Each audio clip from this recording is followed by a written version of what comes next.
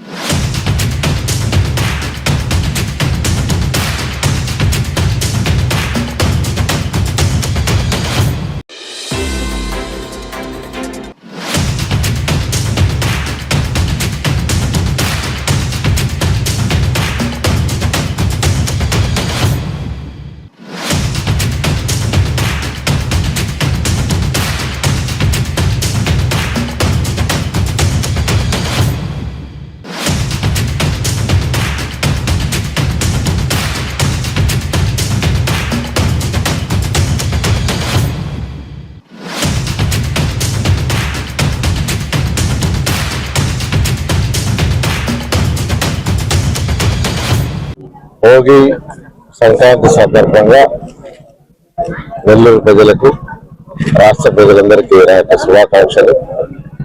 తెలుగు వారికి ఉన్న అనేక పండుగల్లో ఈ భోగి, సంక్రాంతి, మకర సంక్రాంతి అనేది చాలా ఇష్టమైన పండుగ. ఎందుకనంటే ఎక్కువగా రైతులు పంటలు కోసి ఇంటికి పంట తీసుకొచ్చుకునే టైం ఇది. సో వాళ్ళ ఇంటికి పంట ఇంటికి వచ్చిన తర్వాత వాళ్ళ ఆనందానికి హద్దులు ఉండవు. సో ఆ సందర్భంగా చేసుకునే పండుగ ఇది. సో ఇది ప్రతి ఒక్కరికి, రాష్ట్రంలో ఉన్న ప్రతి ఒక్కరికి, ప్రతి తెలుగు వారికి ఈ పండుగ ఎంతో ఆనందాన్ని ఇస్తుంది. ఈరోజు నేను 40వ డివిజన్కి వచ్చాను.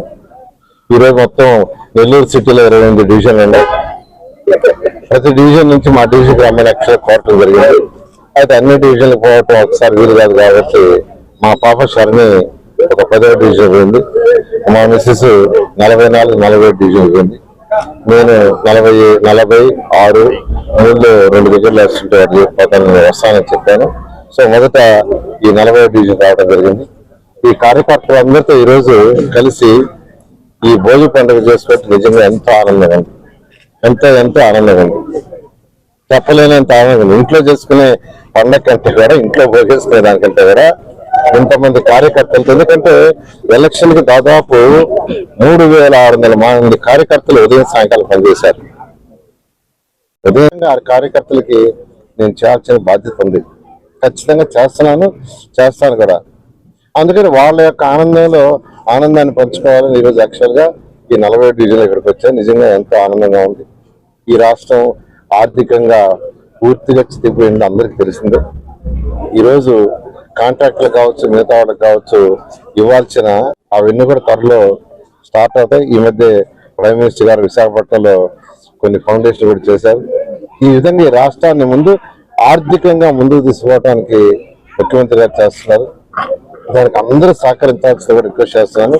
నెల్లూరు సిటీకి వస్తే గతంలో 2014-19లో అనేక డెవలప్మెంట్స్ చేశాను, మీకు అందరూ తెలిసిందే. అయితే ఈ విధంగా నెల్లూరుకి ఏదైతే ఎలక్షన్స్ ముందు ప్రామిస్ చేశానో నెల్లూరు ప్రజలందరికీ ఈ పండుగ సందర్భంగా చెప్తున్నాను. అన్ని పనులు చేస్తాం. ఖజానా ఖాళీగా ఉంది, ఇబ్బందులు పడుతున్నాం. అయినప్పటికీ ముఖ్యమంత్రి గారితో అపార అనుభవంతో ఈ రాష్ట్రం ముందుకు పోతుంది.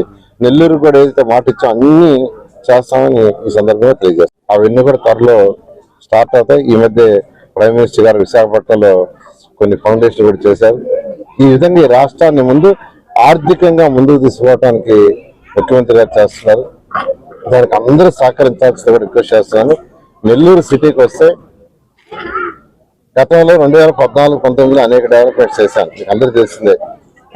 అయితే ఈ విధంగా నెల్లూరుకి ఏదైతే ఎలక్షన్స్ ముందు ప్రామిస్ చేశానో నెల్లూరు ప్రజలందరికీ ఈ పండుగ సందర్భంగా చెప్తున్నాను. అన్ని పనులు చేస్తాం. ఖజానా ఖాళీగా ఉంది, ఇబ్బందులు పడుతున్నాం. అయినప్పటికీ ముఖ్యమంత్రి గారికి అపార అనుభవంతో ఈ రాష్ట్రం ముందుకు పోతుంది. నెల్లూరు కూడా ఏదైతే మాట ఇచ్చో అన్ని చేస్తామని